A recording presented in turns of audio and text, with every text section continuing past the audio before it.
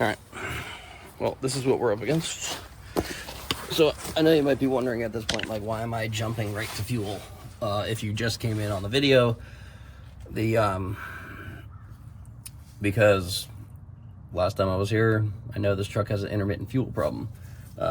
If I spray it with some brake clean, it'll start and it'll stay running for a couple weeks until it just dies.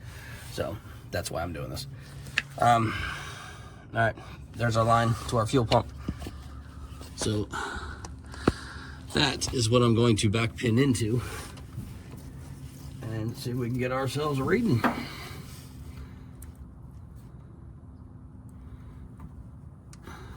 Black. And then should be this pink right here.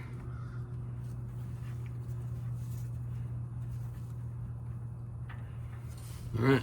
Well, hey Frank, yeah. You want to come and just turn the key on for me? Happy connection. So, all right, turn the key on. And there we go. We got power.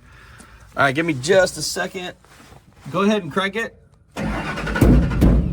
Keep cranking. Okay. Jesus, that sounds empty.